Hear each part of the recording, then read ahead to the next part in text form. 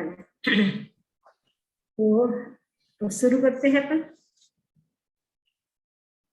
ओम ह्रीं नमो अर्हन्ताणं, ओम ह्रीं नमो सिद्धाणं, ओम ह्रीं नमो आयर्याणं, ओम ह्रीं नमो उवच्छायाणं, ओम ह्रीं नमो लोये सब्बसाहूणं। एसो पंचनमुक्कारो सब पावपणासनो, मंगलानं च सब्बेसिं परमं हवै मंगलम्, परमं हवै मंगलम्। आराध्य देव के चरणों में वंदन। आदरणीय समणी जी, उपस्थित भाइयों तथा बहनों, आज से हम उत्तराधन सूत्र प्रारंभ कर रहे हैं। उत्तराधन सूत्र ये भगवान महर्षि स्वामी की अंतिम देशना है। इस उत्तराधन सूत्र में 36 अध्ययन हैं। 36 अध्ययन में अलग अलग टॉपिक पे विवेचन किया गया है। ये कथा प्रधान भी है, तत्व ज्ञान प्रधान भी है। अनेक विषयों पे इस सूत्र में चर्चा की गई है। तो सबसे पहला चैप्टर है जिसका नाम है विनय। इस अध्ययन का नाम विनय सूत्र है। तो विनय है वो कितने प्रकार का है? भगवान महावीर कहते हैं विनय के 7 प्रकार हैं। ज्ञान विनय, दर्शन विनय, चारित्र विनय, मन विनय, वचन विनय, काय विनय और लोकोपचार विनय। ये 7 प्रकार के विनय। ज्ञान विनय का मतलब ज्ञान का अनुवर्तन करना, यानी जो ज्ञानी है उनका रेस्पेक्ट करना। दर्शन विनय मतलब जो दर्शन यानी श्रद्धा, यानी देव गुरु धर्म के प्रति जिनकी श्रद्धा है उनका विनय करना। चारित्र विनय, चारित्र का अच्छी तरह से पालन करना। मन विनय, मन का अनुवर्तन करना, यानी मन को अपने कंट्रोल में रखना। वचन विनय यानी वचन से ऐसे शब्द न बोलना जिससे सामने वाले को कष्ट हो, वचन विनय। काय विनय यानी अपने जो बॉडी है, शरीर है, उसका संयम करना। लोकोपचार विनय यानी अनुशासन, शुश्रूषा और शिष्टाचार पालन, यानी डिसिप्लिन में रहना। शुश्रूषा मैंने सुनने की इच्छा या सेवा करना, शिष्टाचार रखना, ये सारा लोकोपचार है। शिष्टाचार का मतलब कोई बड़े आते हैं जो खड़े होना, उनको आसन देना, उनको पूछना, वो लोकोपचार विनय है। ये विनय के 7 प्रकार भगवान महावीर की साधना पद्धति का एक अंग तपोयोग था। उसके 12 प्रकार, उनमें एक प्रकार है विनय। तो विनय के 7 प्रकार बताए हैं। तो आपको समझ में आ गया होगा। ज्ञान विनय, दर्शन विनय, चारित्र विनय, मन विनय, वचन विनय, काय विनय और लोकोपचार विनय। और विनय के अलग अलग प्रकार भी बहुत सारे मिलते हैं, तो आप उनको पढ़ सकते हैं। अब आप मेन सूत्र पे हम आते हैं। सबसे पहले हम श्लोक का उच्चारण करेंगे। इसमें चढ़मम लिखा है, चढ़मम नहीं पढ़मम है। पहला पढ़मम यानी पढ़म का मतलब प्रथम, अध्ययन का मतलब अध्ययन, पहला अध्ययन। विनय सूयम, विनय श्रुत। सबसे पहले हम श्लोक का उच्चारण करेंगे। संजोगा विप्पमुक्तस अणगारस विक्खुणो, विनयं पाउ करिष्यामि आणुं कुब्बिं सुनेहि मे। संजोगा विप्पमुक्तस, संजोग का मतलब संयोग से, विप्र मुक्त, जो विप्र मुक्त है यानी संयोग से मुक्त है। अणगारस भिक्षुणो, अणगारस माने अनगार, भिक्षुणो माने जो भिक्षु है। अनगार का मतलब है जिनके घर नहीं होता है, यानी जो साधु है, साधु होता है उनको घर नहीं होता है, इसलिए उनके लिए अणगार शब्द का प्रयोग किया जाता है। भिक्षुणो यानी भिक्षु है। भिक्षु इसीलिए कहा जाता है क्योंकि भिक्षा मांग करके वो अपनी आजीविका चलाते हैं, अपना जीवन यापन करते हैं, इसीलिए उनके लिए भिक्षु शब्द का भी प्रयोग किया जाता है। विनय पाऊ करिष्यामि, विनय मैंने विनय को, पाऊ करिष्यामि नहीं प्रकट करूंगा। आणु कुबिम का मतलब है क्रमशः, मैं मैंने मुझसे, सुने मैंने सुनो। ये प्राकृत लैंग्वेज आप सीख लेंगे तो आपको ये सब मीनिंग समझ में आ जाएगा। तो वेडनेसडे हमारी प्राकृत क्लास चलती है, तो आप सब ज्वाइन कर सकते हैं। तो संयोगा का मतलब संयोग से, संयोगा पंचमी विभक्ति संयोगात यानी संयोग से। विप्र मुक्तस्य यानी मुक्त है, यानी जो साधु होता है उनके कोई संयोग नहीं होता है, कोई संबंध नहीं होता है। जो रिलेटिव्स होते हैं उनके लिए भी कहा जाता है ये संसार पक्षी बहनें, संसार पक्षी माँ है। यानी जो संसार के जो संबंध थे हमने छोड़ दिए, इसलिए संसार में हम जब थे तो हम बोलेंगे संसार पक्षी। वर्तमान में हमने बोली मेरी माँ है, मेरा भाई है, ऐसे नहीं, संसार पक्षी मेरा भाई है, संसार पक्षी मेरी बहन है। तो इसमें कहा गया जो साधु कौन होता है, जो संयोग से मुक्त है, अनगार है, भिक्षु है, उसके विनय को क्रमशः प्रकट करूंगा, मुझे सुनो। यानी भिक्षु को विनय कैसे करना चाहिए उसके बारे में मैं बताऊंगा, यानी विनय डिसिप्लिन में कैसे रहना चाहिए उसके बारे में बता रहे हैं भगवान महावीर स्वामी। तो आचार्य सुधर्मा स्वामी है वो आचार्य सुधर्मा स्वामी डायरेक्ट भगवान महावीर से उन्होंने सुना था, वो जम्बू कुमार को सब बता रहे हैं। अब दूसरा श्लोक है, आना निर्देश करे गुरुण मुवाय कारे इंग्यागार संपन्ने सेवनीयति उच्चै। आना निर्देश करे, आना का मतलब आज्ञा, जो ज्ञ होता है इसको अणा हो जाता है, गौण सूत्र से ज्ञ गौणा हो जाता है। आना का मतलब आज्ञा। निर्देश करे, निर्देश करे का मतलब निर्देश का पालन करने वाला, मैंने जो गुरु बोलता है उनकी जो आज्ञा होती है गुरु की, उनकी आज्ञा का पालन करने वाला। यानी गुरु ने जो कह दिया, गुरु ने कहा रात है तो रात, दिन है तो दिन, जो गुरु ने कह दिया वही सब कुछ स्वीकार करना है, एक्सेप्ट करना है। ऐसे नहीं हमारा आर्ग्यूमेंट नहीं करना है, नहीं गुरुदेव अभी नहीं करूंगा, बाद में करूंगा। गुरु ने कहा कि आज है पूनम, गुरु ने कहा दिया एक कम है तो भी उसको एक्सेप्ट करें, लेकिन गुरु ने जो कह दिया वही हमें मंजूर है, वही एक्सेप्ट हमें करना है। तो जो गुरु की आज्ञा है, आना का मतलब आज्ञा है, निर्देश करे का मतलब जो निर्देश का पालन करता है, यानी निर्देश का मतलब जो गुरु ने कह दिया उनकी आज्ञा का जो पालन करता है।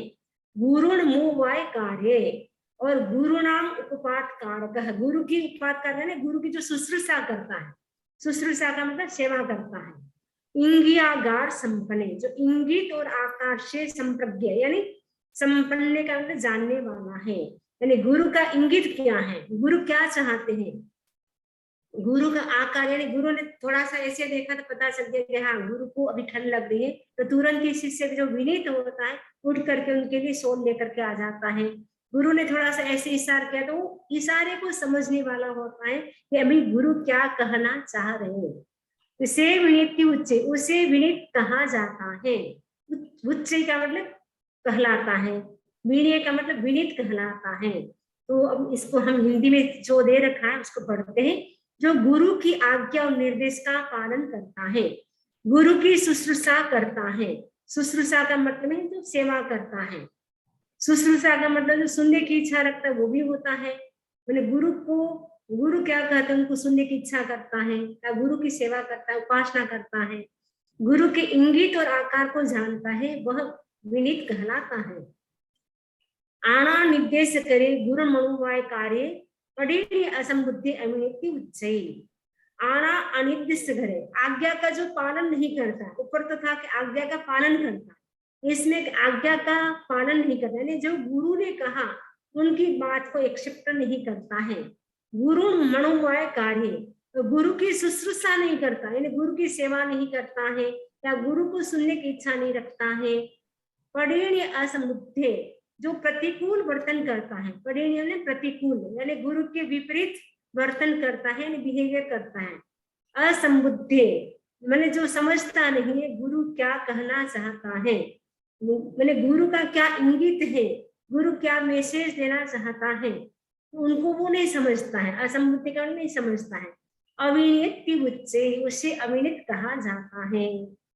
अब हिंदी में है, जो गुरु की आज्ञा और निर्देश का पालन नहीं करता, गुरु की शुश्रूषा नहीं करता, जो गुरु के प्रतिकूल वर्तन करता है और इंगित तथा आकार को नहीं समझता है, वह अविनीत कहलाता है।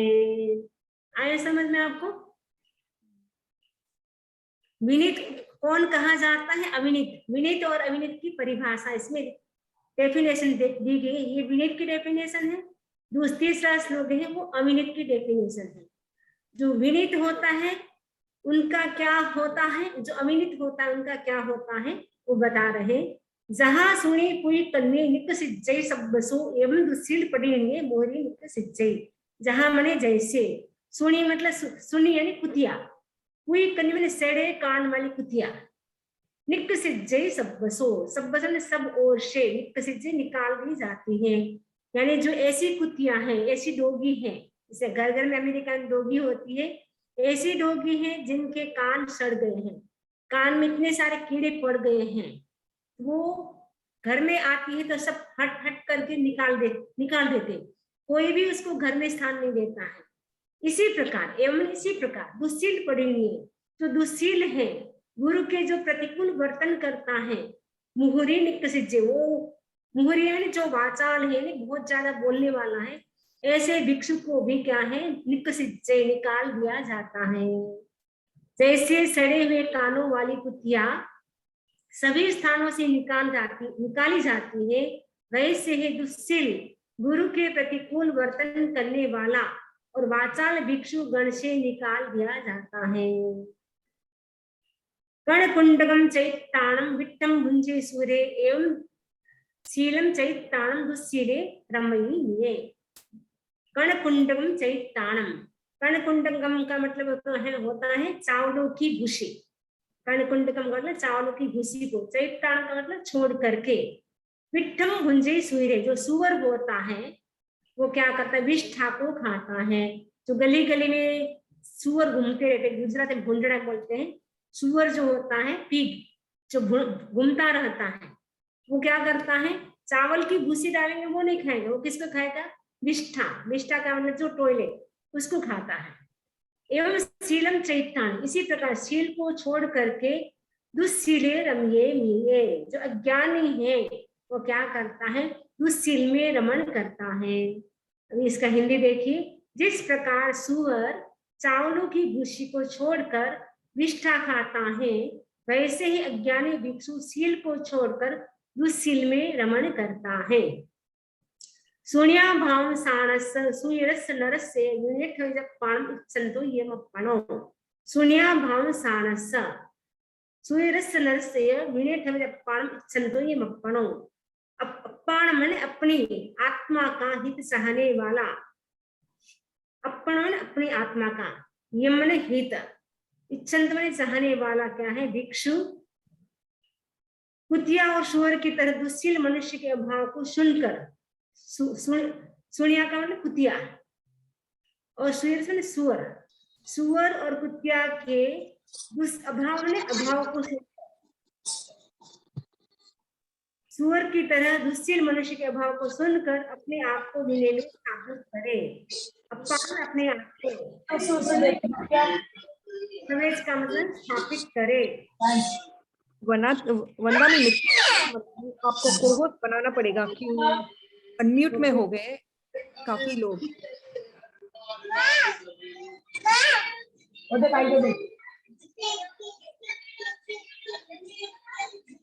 नीता जी और वनीता जी आप अनम्यूट कर सकते हैं अपने आप को, आई मीन म्यूट कर दो, सॉरी मैंने म्यूट योरसेल्फ। हो गया?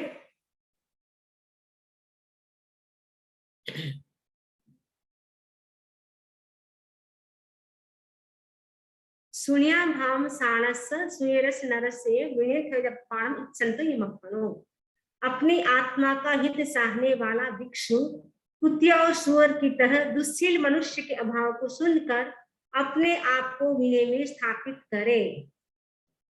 तम्हा विनय में से जा शीलम पड़ी लभे जो बुद्ध पुत्र न्यागठी ना निकसिज्जे कन्नभे। इसलिए विनय का आचरण करे कि जिससे शील की प्राप्ति हो। मैंने विनय क्यों करे, विनय इसलिए करना चाहिए जिससे शील की प्राप्ति हो। जो बुद्ध पुत्र यानी आचार्य का जो प्रिय शिष्य है और मोक्ष का अर्थी होता है, वह कहीं से भी नहीं निकाला जाता है। यानी आचार्य का प्रिय शिष्य कब बनता है, जब विनय करते हैं। घर में भी अगर आप विनय करते हैं तो आप सबको अच्छे लगते हैं। यदि आपके बच्चे आपके विनय में रहते, आपको बच्चे अच्छे लगते हैं। अगर आप अपने हस्बैंड का विनय करते तो आप अपने हस्बैंड को अच्छे लगते। वैसे ही यहाँ भी कहा गया कि जो आचार्य का विनय करता है वो आचार्य का प्रिय शिष्य बन जाता है। वो विनय क्यों करता है? उसका लक्ष्य क्या है? मोक्ष प्राप्त करना है। तो मोक्ष का अर्थ है मोक्ष को चाहने वाला है। वह क्या है? वो कहीं से भी नहीं निकाला जाता क्योंकि सबको वो प्रिय लगता है।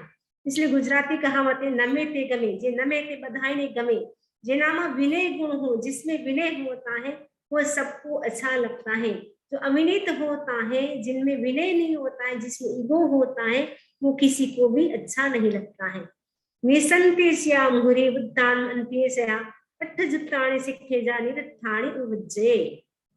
भिक्षु आचार्य के समीप सदा प्रशांत रहे, वाचालता न करे, उनके पास अर्थ युक्त पदों को सीखे और निरर्थक पदों का वर्जन करे। निसंते श्याम घुरी बुद्धान, बुद्धान का आचार्य, अंत्य में समीप, आचार्य के समीप श्याम ने हमेशा, एवरीडे वो क्या रहे? निशंते, प्रशांत रहे, प्रशांत यानी शांत रहे। सियामुहुरी, अमुहुरी यानी वाचालता न करे, ज्यादा न बोले, जितनी जरूरत है नेसेसरी उतना ही बोले, अननेसेसरी न बोले। कई लोग तो बोलते रहते नॉन स्टॉप, तो ज्यादा बोलने से हमारी एनर्जी भी क्या है? नष्ट होती है। इसीलिए जितनी जरूरत है उतना ही बोलना चाहिए। इसलिए आचार्य श्री महाश्रमण जी कहते हैं कि जो व्यक्ति कम बोलता है वो बोलता हुआ भी मौन करता है। जो व्यक्ति मौन करता है लेकिन बाद में इतनी ज्यादा वो बोलता है तो वो उसका मौन किया नहीं किया एक जैसा हो जाता है। इसलिए हम बोलते हुए भी मौन का प्रयोग करें, यानी जितनी जरूरत उतना बोले, मीठा बोले, आवश्यक बोले, अनावश्यक न बोले, धीरे बोले, स्वीट बोले, तो वो सब बोल, ये अगर हमारे भीतर गुण है इसका मतलब है बोलते भी हम मौन का प्रयोग कर रहे हैं। इसलिए कहा गया अमुहुरी यानी वाचालता न करे, अट्ठजुत्ताणि सिक्खे जा, अट्ठजुत्ताणि का अर्थयुक्त पदों को सीखे जाने, सीखे, लर्न करे। निरर्थाणी वज्जे, जो निरर्थक है, जिसका कोई सेंस नहीं, नॉनसेंस है, ऐसे पदों का वर्जन करे।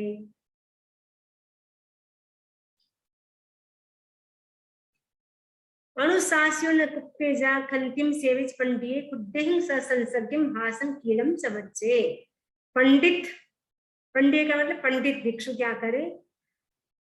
अनुशास्यो न कुप्पेजा, अनुशासन करने पर भी क्रोध ना करे। कभी कभी हमारे पे कोई डिसिप्लिन कर देता हम गुस्सा करते हैं ना, तो इसलिए कहा गया जो पंडित है, जो ज्ञानी है, वो क्या करे?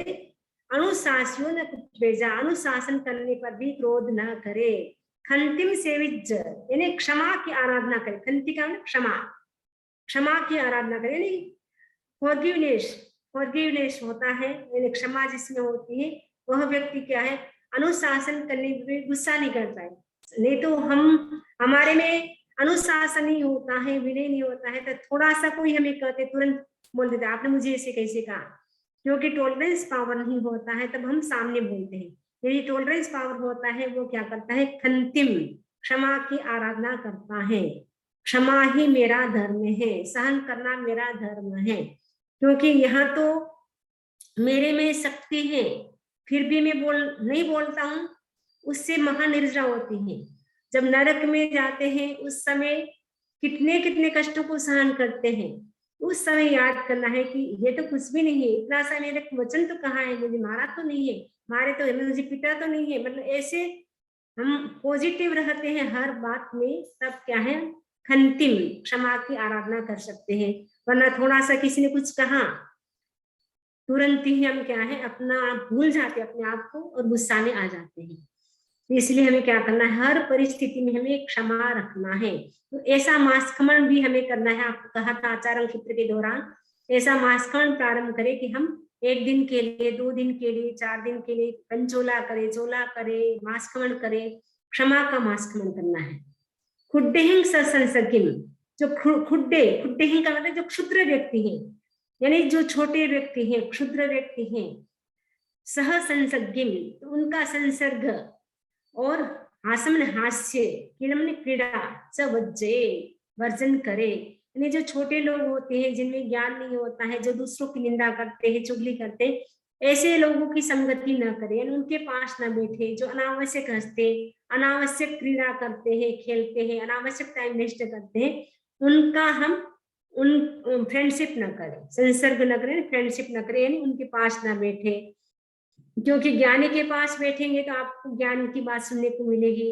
जो निंदा करता है, चुगली करता है, हंसी मजाक करता रहता है बिना मतलब टीवी में, उसी में वो रहता है, खेल कूद में है, वो अपना समय वेस्ट करता है, दूसरों का भी समय वो नष्ट करता है। क्योंकि ये समय एक ऐसा है जो हाथ से निकल गया वो वापस लौट करके नहीं आता है। जैसे मुंह से निकला हुआ वचन वो वापस हम नहीं मतलब ले सकते हैं, और वैसे ही जो समय बीत जाता है हाथ से, उस समय को वो समय वापस लौट करके नहीं आता है। तो भगवान महर्षि कहते जा जा वच्चे रेणी नशा पड़ी धम्मम चकोण मानस सफला जंती राय। जो जो समय बीत रहा है वह वापस लौट करके नहीं आता है।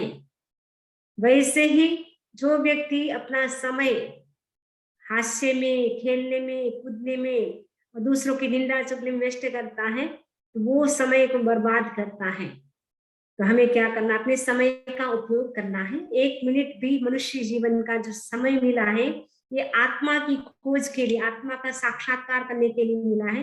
लेकिन हम क्या करते हैं, अपना समय तो कितना समय 24 घंटे में हम कितना समय अपनी आत्मा के लिए निकालते हैं, कितना हम फैमिली के लिए, कितना हम बॉडी के लिए निकालते हैं, वो हमें चिंतन करना है कि ये समय मनुष्य जीवन का है वो बहुत ही महत्वपूर्ण समय है। ऐसा समय पता नहीं वापस कब मिलेगा, वो पता नहीं। और जैन धर्म, मनुष्य जीवन, उसमें भी हम सब समझ रहे धर्म को, तो यदि हम समझ करके भी समय को हम नष्ट करते हैं, फिर समय ही हमको नष्ट कर देगा। इसलिए हमें समय का अंकन करना है। जागे शुभ संस्कार समय का अंकन हो। आचार्य कृष्ण ने बहुत सुंदर गीत लिखा था, जागे शुभ संस्कार समय का अंकन हो।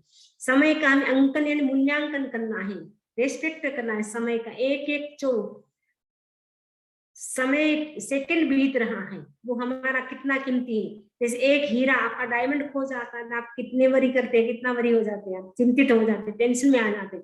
लेकिन ये जो एक एक सेकंड है वो हीरे से भी बढ़कर हमारा जा रहा है, उसकी हमें चिंता नहीं है। इसलिए कहा जाता है खोया हुआ धन, खोई हुई प्रतिष्ठा, खोया हुआ आरोग्य भी वापस हमें मिल सकता है, लेकिन जो समय हाथ से बीत जाता है वो समय वापस लौट करके नहीं आता है। माए चंडालिम काशी बहुयम माए आलवे कालेण जित्ता तो झाय एक गो। माए चंडालिम काशी, चंडालिम का चंडालोचित, चंडालोचित का मतलब क्रूर व्यवहार करके, काशी में करके क्या है, बहुयम माय आलवे, बहुत न बोले। भिक्षु चंडालोचित कर्म न करे, पहली बात तो चंडालोचित क्रूर व्यवहार न करे, मामन न, काशी में करे, यानी चंडालोचित क्रूर व्यवहार, मैंने किसी के साथ क्रूअल बिहेवियर नहीं करना चाहिए। बहुयम माय आलवे, और बहुत नहीं बोलना चाहिए, जितनी जरूरत उतना बोले, अनावश्यक न बोले। कालेण ही जितना, स्वाध्याय के काल में स्वाध्याय करे, कालेण का मतलब समय के अनुसार करे। जो स्वाध्याय का समय तो स्वाध्याय करे, गोचरी का समय तो गोचरी करे, पलेवना का टाइम तो पलेवना करे, मतलब जो जिस समय जो काम करना है उसी समय करे। भगवान महावीर स्वामी ने 10वें कल सूत्र में कहा है, काले कालम समाहिरे, जो काम जिस समय करना है उस समय करना चाहिए। आज का व्यक्ति सब उल्टा करता है, खाने के समय तो सोता है, सोने के समय खाता है, तो वो ऐसा नहीं करना चाहिए। इसलिए कहा जाता है रात्रि के जैसे 4 प्रहर होती है, तो कहा जाता है प्रथम प्रहर में तो सोना नहीं चाहिए, उसमें तो हमें स्वाध्याय करना चाहिए, ध्यान करना चाहिए। दूसरे प्रहर में हमें सोना चाहिए, दूसरा और तीसरा प्रहर होता है उसमें सोना चाहिए। चौथे प्रहर में वापस उठ करके हमें स्वाध्याय और मंत्र जप करना चाहिए। ये 4 प्रहर बताई गई है। और वैदिक लोग भी कहते हैं कि पहला जो प्रहर होता है वो रुद्र काल होता है, रुद्र। तो रुद्र जो समय चलता है उसमें सोना नहीं चाहिए, उसमें जागना चाहिए, उसमें अपना मंत्र स्वाध्याय करना चाहिए। तो दूसरा प्रहर है वो राक्षस है, तो राक्षस काल, तो राक्षस है उसमें भी नहीं सोना चाहिए। और तीसरा प्रहर वो भी मतलब राक्षस जैसा ही है, और चौथा प्रहर है वो मनोहर है, यानी चौथे प्रहर में हमें जागना चाहिए। वो भी कहते हैं कि सूर्योदय के 48 मिनट पहले, 48 मिनट यानी 96 मिनट का जो टाइम होता है वो बहुत अच्छा होता है सूर्योदय से पहले वाला। तो 96 जो मिनट होते उस समय यदि व्यक्ति योगा करता है, ध्यान करता है, मंत्र करता है, तो वो उस समय ब्रह्मांड में जो एनर्जी होती है वो हमें मिलती है। इसलिए कहा जाता है कि सुबह सुबह लोग जाते हैं, कहीं भी जाना होता है कि मॉर्निंग का टाइम होता है वो अच्छा होता है, ट्रैफिक कम मिलता है, सुबह सुबह होता है, नेटवर्क अच्छा काम करता है। इसीलिए लोग, क्योंकि उस समय रात्रि में लोग सोए होते हैं, उस समय नेट यूज कम होती है, लोग कम जाते हैं, इसलिए ट्रैफिक कम मिलते हैं। वैसे ही रात्रि के समय जो अंतिम प्रहर होता है, यानी सुबह 4 बजे से लेकर के 7 बजे का टाइम होता है, वो उस समय ब्रह्मांड की जो शक्तियां होती है वो हमें मिलती है। इसलिए सुबह सुबह हमें जो मंत्र स्वाध्याय जो हम करते हैं उसमें हमें ज्यादा बेनिफिट होता है, क्योंकि दिन में तो सब जाग जाते थे, इतनी हमें एनर्जी नहीं मिलती है। तो उस समय हम जागते हैं तो ब्रह्मांड की जो अच्छी शक्तियां होती हैं वो हमारे पास आती है, वो हमें हेल्प करती है। इसलिए कहा गया काले जितना, यानी समय पर हमें स्वाध्याय करना चाहिए। तो झाए एक को, और ध्यान अकेला करना चाहिए। स्वाध्याय तो हमें ग्रुप के साथ करना चाहिए। अभी जैसे हम ग्रुप में स्वाध्याय कर रहे हैं, लेकिन जो ध्यान, ध्यान का मतलब ध्यान है, वो अकेले में करना चाहिए। क्योंकि ग्रुप में ऐसे आजकल ग्रुप मेडिटेशन भी चलता है। पहले के जमाने में भगवान महर्षि स्वामी के टाइम भगवान महर्षि स्वामी कहते थे ध्यान अकेला करना चाहिए, लेकिन आजकल तो ये भी है कि ग्रुप में ध्यान करने से एक दूसरे की जो अच्छी ऊर्जा होती है वो हमें मिलती है। कभी कभी ऐसा भी होता है किसी की नेगेटिव ऊर्जा होती है वो हमारे में आ जाती है, फिर हम ध्यान नहीं कर पाते हैं। इसीलिए शायद भगवान महर्षि ने कहा होगा ध्यान है एक गो मैंने अकेला, जायज मैंने ध्यान अकेला करे। स्वाध्याय तो मंडली में करे, ग्रुप में करे, लेकिन ध्यान अकेला करे। अहच चंदानी कट्टू न निर्वेज कयावी परम कड़ेक्ति भाषेज अपरम नो कड़ेक्ति। चंदालियम चंदालोचित, अहच मैंने सहसा अचानक, ऐसा कोई क्रूर व्यवहार, कट्टू मैंने करे, ऐसा क्रूर बिहेवियर करे तो क्या करे, न निर्विज, उसको छिपाए नहीं, कयाविन कदापि, कभी भी न छिपाए। अभी, अभी का मतलब अपी, अपी का मतलब भी, इसमें अ का लोप हो गया है। कभी, कया, कया का मतलब कदापि, कदापि का मतलब है कभी भी न निन्नविज, छिपाए नहीं। यदि आपसे कोई मिस्टेक हो गई है, बाई मिस्टेक हो गई है, आप बोल रहे कि मेरे से भूल हो गई, आप एक्सेप्ट कर ले, लेकिन उसको छुपाए नहीं। एक तो आपने एक गलत काम किया, ऊपर से छिपाते हैं और डबल करने का बंद करते हैं। तो भगवान महर्षि स्वामी कहते हैं पहली बात तो है कि आप कभी भी क्रूर व्यवहार ना करें, और दूसरी बात है कि अगर मान लो कभी आपसे मिस्टेक हो गई तो उसको छिपाए नहीं। कड़म कड़ेक्ति भाषे जा, यदि आपने किया है तो बोले कि हाँ मैंने किया है, नहीं किया तो बोले मैंने नहीं किया है, लेकिन छिपाए नहीं। कड़म कड़ेक्ति भाषे जा, अकड़म नो कड़ेक्ति है। अकरणे किया हो तो किया और नहीं किया हो तो न किया, ऐसा कहे। भिक्षु सहसा चंडालुचित कर्म कर, उसे कभी भी न छिपाए। अकरणे किया हो तो किया और नहीं किया हो तो न किया, ऐसा कहे। तो ठीक है, 11 कितनी, अच्छा अभी 11 बजे। माँ गलिए से वह कसम वैण मिच्छे पुणो पुणो कसम मदक मायने पावगम परिवज्जे। माँ गलिए से वह कसम, जैसे अविनित घोड़ा, गलिए से क्या मतलब अविनित घोड़ा होता है, वो क्या है, कसम मैंने चाबुक, चाबुक को बार बार चाहता है। वयम इच्छे पुणो पुणो, पुणो पुणो बार बार, वैण का मतलब इच्छता है, नहीं चाबुक को इच्छता है। कसम दट्ठु मायने पावगम परिवज्जे, और कसम दट्ठु पामाइन ने पावगम परिवज्जे। जैसे विनित घोड़ा चाबुक को देखते ही उन्मार्ग को छोड़ देता है, वैसे विनित शिष्य गुरु के इंगित और आकार को देखकर अशुभ प्रवृत्ति को छोड़ दे।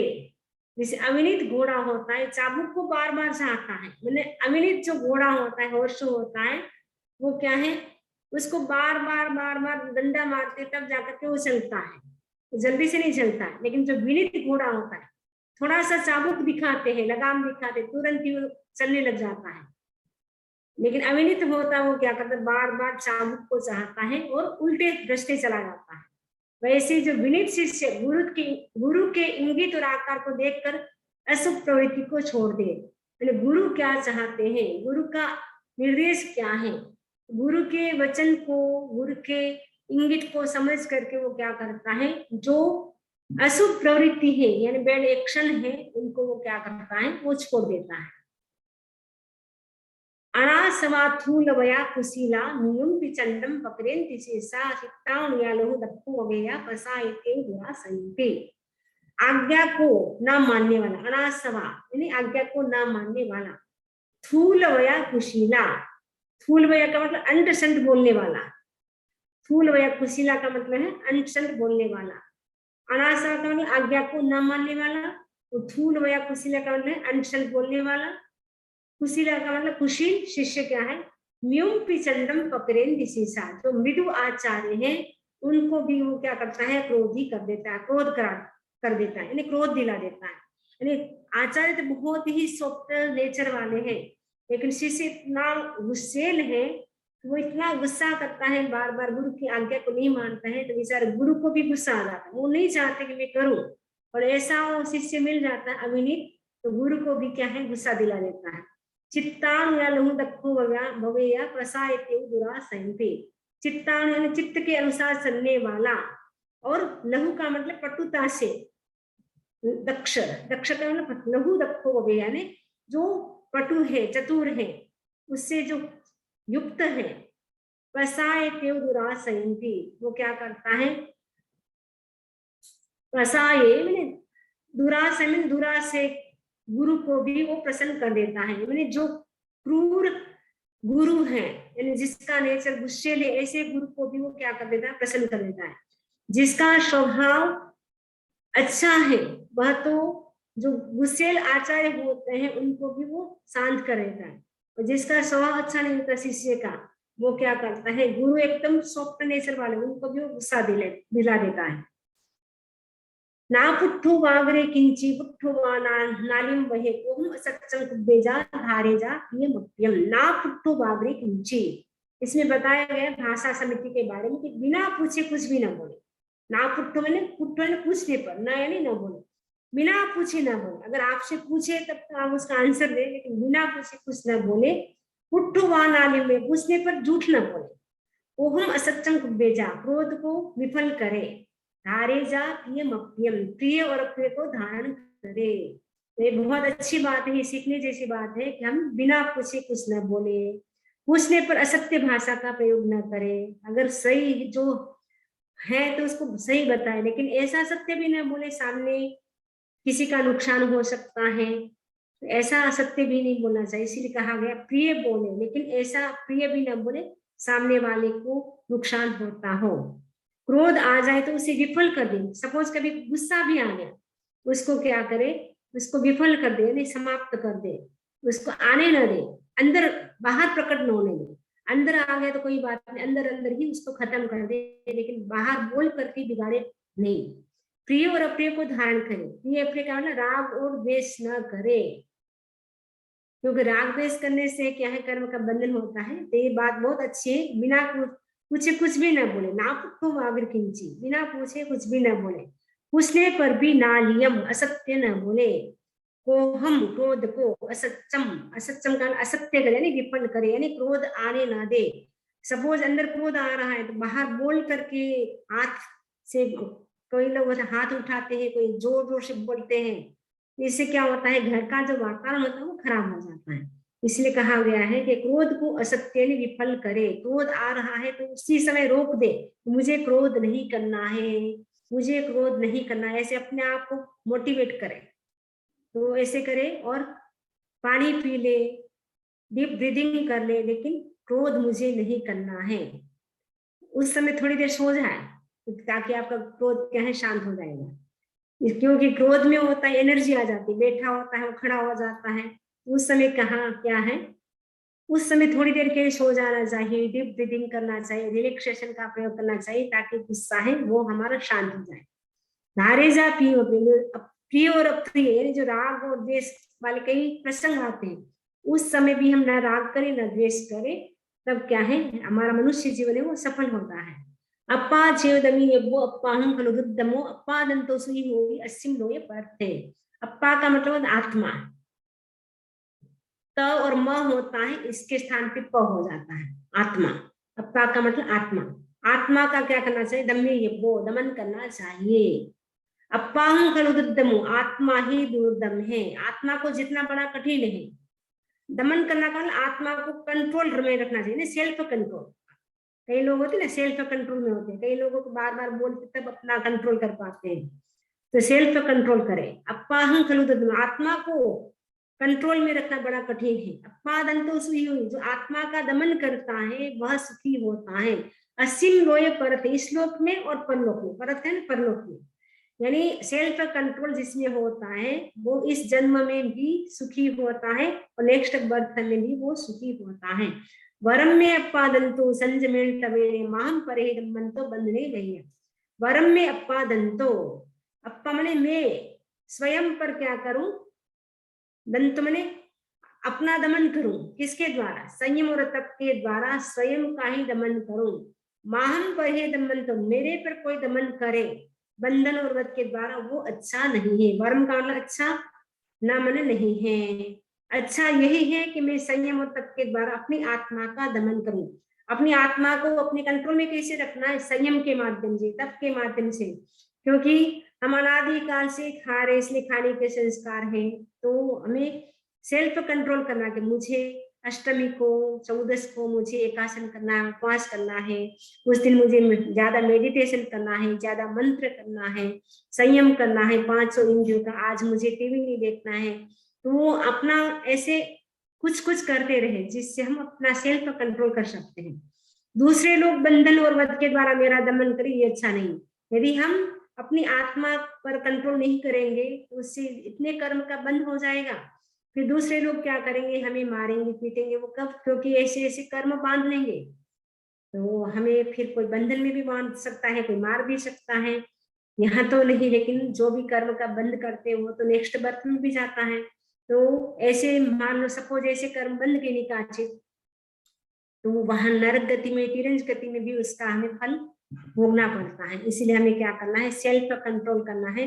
वो तप के माध्यम से, संयम के माध्यम से, स्वाध्याय के माध्यम से आत्मा को भावित करते रहे कि बस तुमको ज्यादा कर्म का बंध नहीं करना है, क्योंकि कर्म का बंध करेगी तो तेरे को ही भोगना पड़ेगा। इसलिए अपने पर डिसिप्लिन रखे, अपने पर कंट्रोल रखे, जिससे ज्यादा कर्म का बंध न हो, नए कर्म का बंध हम कम से कम करें, ऐसा चिंतन करते रहे। एवरी टाइम अपनी आत्मा को हम भावित करते रहे। इसी आशा के साथ ओम अरहम, ओम अरहम। इसके अभी 47 या 8 श्लोक है, आज हमने 16 श्लोक कंप्लीट किए। फिर नेक्स्ट हम जब फ्राइडे आएगा तब और करेंगे। इसी आशा के साथ ओम अरहम, ओम अरहम। इसी से संबंधित किसी को कोई प्रश्न हो तो पूछ सकते हैं। इसके टिप्पण भी बहुत अच्छे होते हैं, जो अपने को कोई कोई शब्द ऐसे होते हैं जो हमें समझ में नहीं आता है, तो वो टिप्पण में देते हैं। ये टिप्पण भी बहुत अच्छा होता है, पढ़ने जैसा होता है। इसमें जैसे आया था ना सबसे पहले श्लोक में, संयोगा वित्तम कर्षा अंगार्ष वित्तुणो। संयोग का अर्थ है संबंध, वह 2 प्रकार का होता है, बाह्य और आभ्यंतर। माता पिता आदि का पारिवारिक संबंध बाह्य संयोग है, विषय कषाय आदि का संबंध आभ्यंतरिक संयोग है। भिक्षु को इन दोनों संयोगों से मुक्त होना चाहिए। भिक्षु के क्योंकि परिवार से संबंध नहीं होता है, वो तो छोड़ दिया, और उसके बाद उनको वो भी छोड़ना होता है, कषाय, क्रोध, मान, माया, विषय वासना जो भी होता है उनको भी छोड़ना होता है। वृक्ष चलते हैं इसलिए उन्हें अग कहा जाता है। प्राचीन काल में प्राय घर वृक्ष की लकड़ी से बनाए जाते थे, इसलिए घर का नाम अगार हुआ। जिसके अगार नहीं होता है वो अंगार होता है। पहले के जमाने लकड़ी के घर होते थे, यहाँ अमेरिका में देखते हैं दीवारों की लकड़ी होती है, अंदर इनके होते हैं पता नहीं, जैसे ऐसे कहते हैं लकड़ी है जैसे, तो लकड़ी की होता है घर, तो वो इसीलिए घर का नाम अगार हुआ। जिसके अगार नहीं है, जिसके घर नहीं होता वो अंगार कहलाता है। ऐसे ऐसे हम बहुत अच्छी अच्छी बातें बताई होती है, ये सब पढ़ सकते हैं आप, महत्वपूर्ण है। संयोग से विप्र मुक्त, अंगार और भिक्षु, ये तीनों शब्द महत्वपूर्ण है। जो व्यक्ति सभी प्रकार के संयोगों से विप्र मुक्त होता है उसके लिए सामाजिक जीवन की समाप्ति हो जाती है। समाज का अर्थ है संबंध चेतना का विकास। मुनि सामाजिक नहीं होता, वह किसी भी प्रकार से संबंध नहीं होता उनका, मुनि के किसी के साथ कोई संबंध नहीं होता है।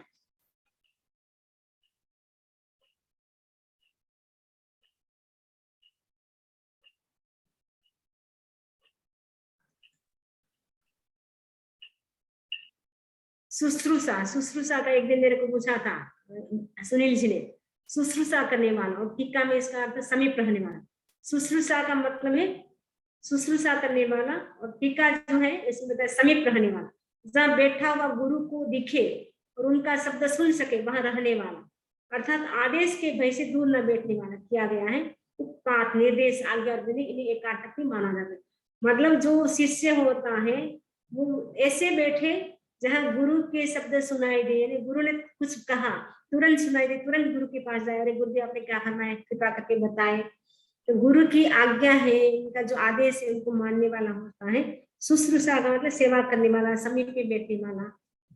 इंगित और आकार, ये दोनों शब्द शरीर की चेष्टाओं की बात है। किसी कार्य की प्रवृत्ति और निवृत्ति के लिए सिर आदि को थोड़ा सा हिलाना इंगित है, ऐसे थोड़ा सा हिलाए तो वो इंगित हो गया।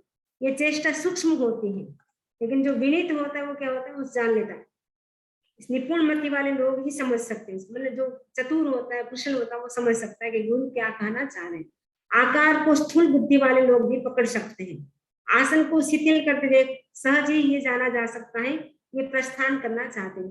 गुरु ने थोड़ा सा ऐसे ऊंचा किया पैर तो लगता है कि हाँ गुरु उठने वाले, तो वो पता चल जाता है। लेकिन ऐसे सिर हिलाने से हर कोई नहीं समझ सकता है, जिसकी बुद्धि एकदम अच्छी होती है वही समझ सकता है। संपन्न, संपन्न का मतलब होता है संप्रज्ञ, जानने वाला। गुरु की शुश्रूषा नहीं करता। अविनित शिष्य का गुरु की उपासना में मन नहीं लगता, वह गुरु से मानसिक दूरी बनाए रखता है। उसके मन में सदा यह भाव बना रहता है कि यदि मैं गुरु की उपासना करूंगा तो उपालम देने का मौका अधिक मिलेगा। वह इस सत्य को विस्मृत कर देता है कि गुरु की प्रताड़ना में भी व्यक्ति का विकास एवं हित निहित है। नीति का यह प्रसिद्ध श्लोक इस तथ्य को प्रतिध्वनित करता है। जो गुरु की आज्ञा के प्रतिकूल वर्तन करता है, गुरु के कथन का प्रतिवाद करता है और जो सदा गुरु के दोष देखता है वह प्रत्यनिक कहलाता है। जो मुनि गुरु के इंगित और आकार का सम्यक अवबोध नहीं करता वह असंबुद्ध होता है। यह श्लोक पूर्ववर्ती श्लोक का प्रतिपक्षी है। प्रत्यनिकता को समझाने के लिए कुल बालक श्रवण की कथा दी गई, वो इस प्रकार है। एक कहानी है इसमें, कुल बालक की कथा है। जहां सुनी पी जैसे सड़ी हुई कुतिया होती है ना, कान जिसके सड़ गए, जिसके शरीर से बहुत ही स्मेल मतलब बदबू आ रही, ऐसी जो कुतिया होती, डोगी होती, उसको कोई भी घर में नहीं रखता है, सब उसको निकाल देते हैं। वैसे ही जो गुरु की आज्ञा को नहीं मानता है वो शिष्य भी दर दर की ठोकरें खाता है।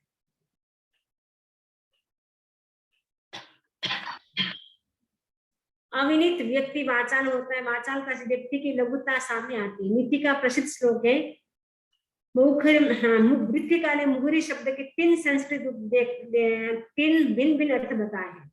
मुखारविंद जिसका मुंह ही अरिशत्रु है, अर्थात जिसका मुंह यानी वचन इहलोक और परलोक का पार करने वाला है। मुदारी असंबद्ध भाषा बोलने वाला, मुखर यानी वाचा यानी गुरु की आज्ञा निर्देश का पालन करना, गुरु के उपपात में बैठना, गुरु की शुश्रूषा करना, गुरु के इंगित और आकार को जानना, गुरु के अनुकूल वर्तन करना, वाचालता का वर्जन करना, अल्पभाषी होना, ये सारे क्या विनीत के लक्षण है। विनीत होता है वो सब ऐसा करता है, जो गुरु कहते हैं उनकी आज्ञा का पालन करता है, उनके पास बैठता है, उनका क्या क्या दृष्टि है गुरु की उसको समझता है, गुरु के अनुकूल वर्तन करता है, ज्यादा नहीं बोलता है, बहुत कम बोलता है। तो वो सब इसमें बहुत अच्छे टिप्पण बताए हैं। ठीक है,